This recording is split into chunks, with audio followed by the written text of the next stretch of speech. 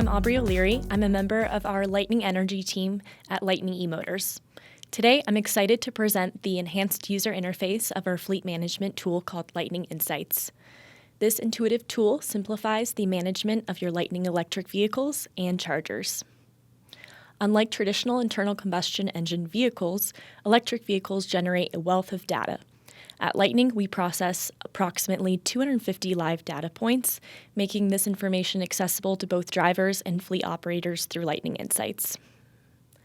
The telematics data is transmitted via the telematics control unit, and it flows seamlessly through the portal, granting users access to critical metrics such as state of charge, energy usage, and driver behavior.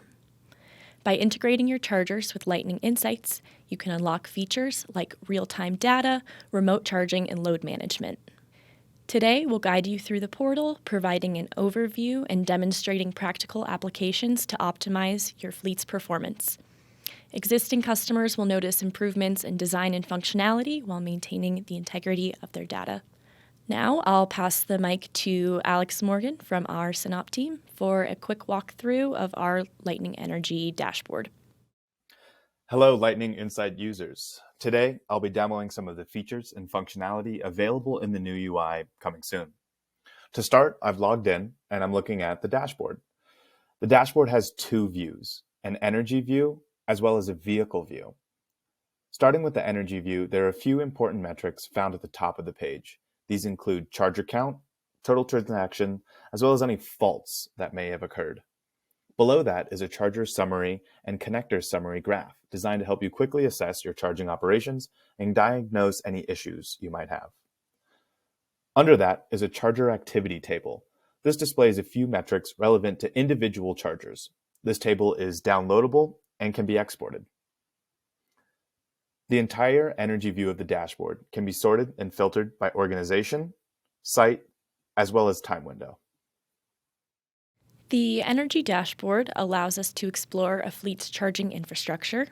You can view usage data for the entire charger system or focus on a specific charger.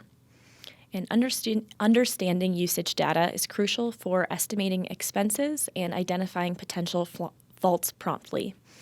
Time is of the essence when dealing with charging issues, and our goal is to ensure that no time is wasted on a faulty unit. Detecting issues remotely enables us to streamline resolutions, ensuring high system uptime. Moving to the vehicle view, again, with a similar format, important metrics can be found at the top of the page. The view is designed to give you a snapshot of your operations specific to your fleet and vehicle status. The vehicle activity table, found below, gives you a quick view of your fleet operations with metrics relevant to individual vehicles. Similarly, this page can be sorted and filtered by organization and time window. You can click into specific vehicles, and that will take you to the vehicle details page. In the vehicle dashboard, you can find performance stats for your fleet and individual vehicles. For instance, you can evaluate your fleet's carbon and fuel savings, gaining insights into the environmental impact of driving electric.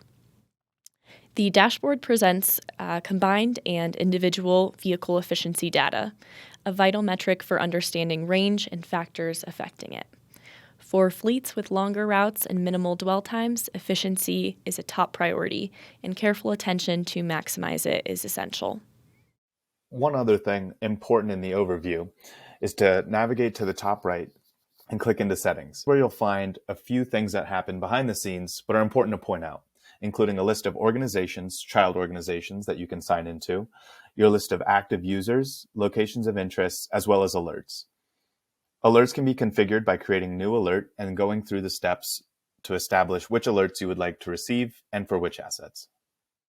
In the settings section, we introduce the importance of alerts for organizational visibility and streamlined operations. And here you can tailor alerts to a specific need of your fleet. For example, notifications can keep you informed about charging progress or alert your team when a fault occurs. Let's walk through an example with a quick demo of a charging complete notification when a vehicle reaches 95% state of charge. First, let's name the alert Charging Complete. Then I will select the Lightning organization, and I will set asset type to vehicle and priority level is low for this example. On the right, we will see some optional features that can further limit your alerts according to specific sites and assets in your fleet. You can also set an auto-resolve period if you'd like, but for the sake of this example, I'll leave these fields blank. Next, let's assign properties for our charging complete alert. For this alert, I'd like to know when a vehicle state of charge is above 95%. We could also set that value to 100% if you'd like, but 95% is where you start to see your charge curve take effect and you may experience slower charging rates. And for this example, we'd like to know when the vehicle is done charging, so we will set status to charging. Moving along, let's add a message and assign users that you would like to alert. Next, I'm going to navigate to the Sites tab. The Sites tab comes with two views. This is the map view, which lets you see all the sites you have on a nice, neat map where you can scroll through and pick them out. The other option is a list view. The list view contains all the sites with a few other metrics at a quick glance that might be helpful.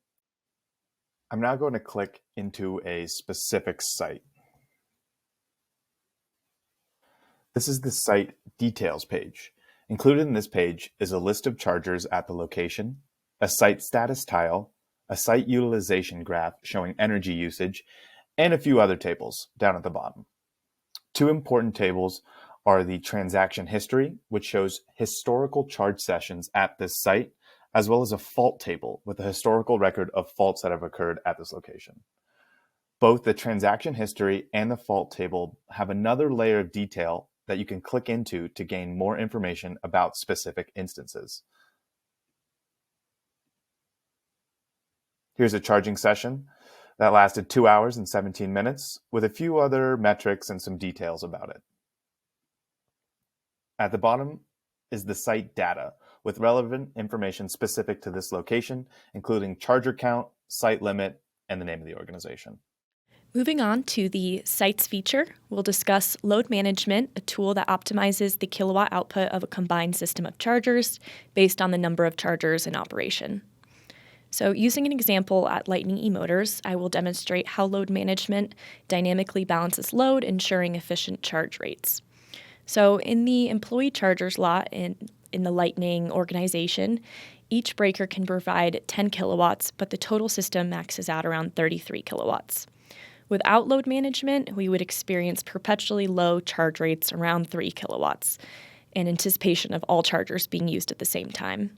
But with load management, we can employ software to dynamically balance load among the operational chargers.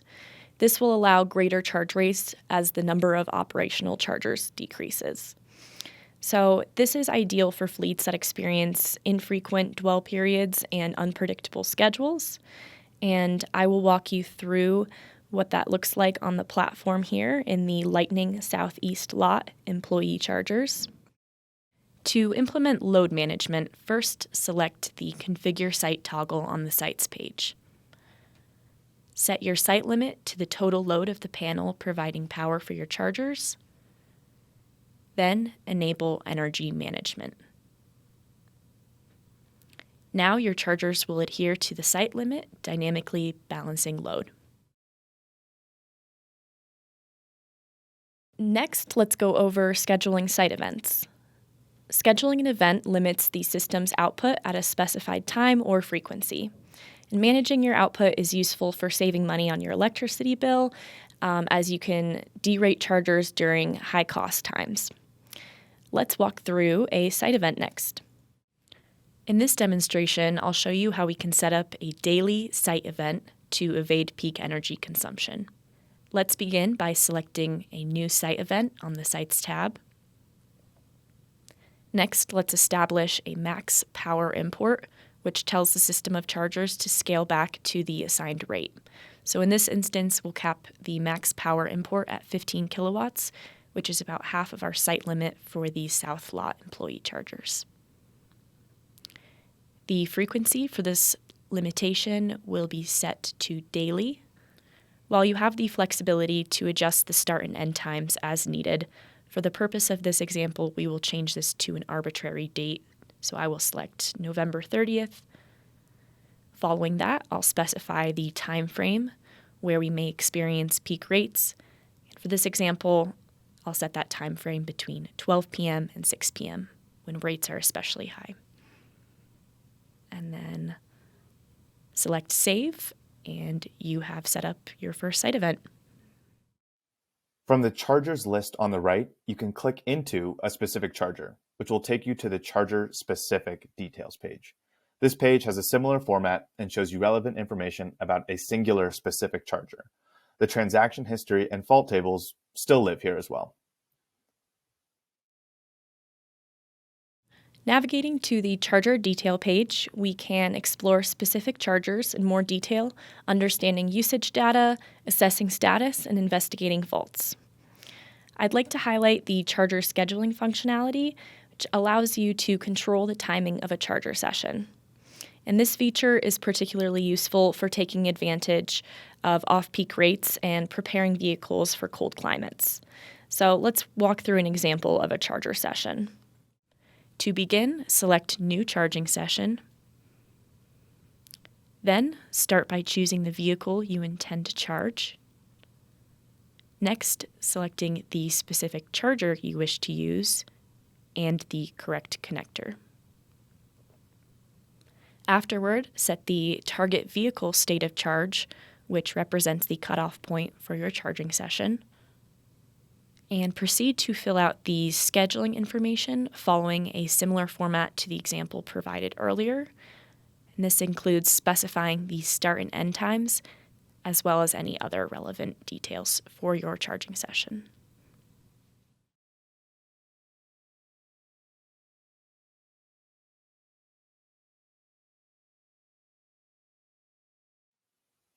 Next, I have navigated to the Vehicle Overview page.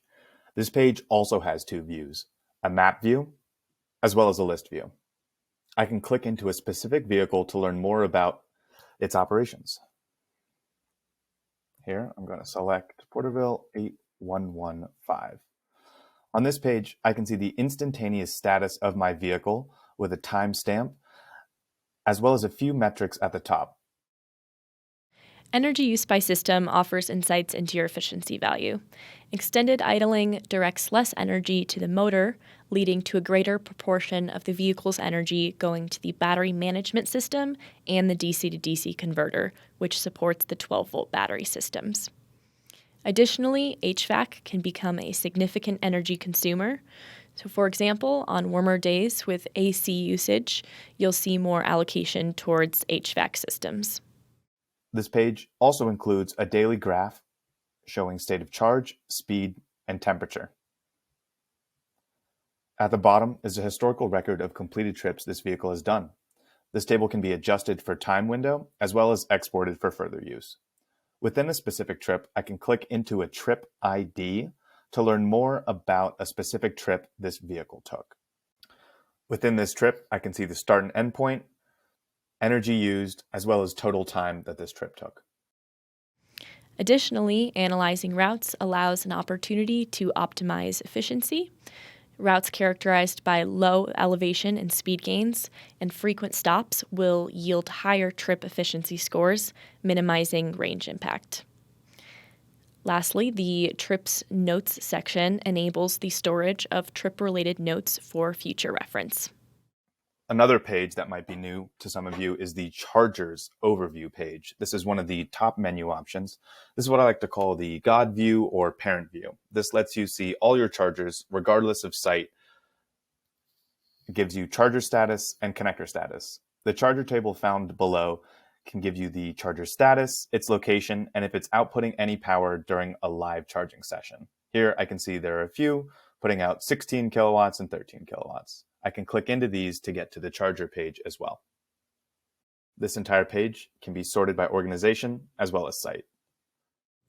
On the chargers page, you get a live snapshot of your chargers, allowing you to monitor their status, whether they are available, charging, faulty, offline, or perhaps awaiting installation.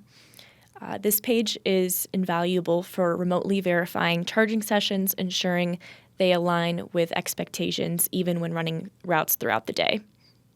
Moving to the Reports tab, this is a powerful tool for sharing information within your organization or supporting incentive programs.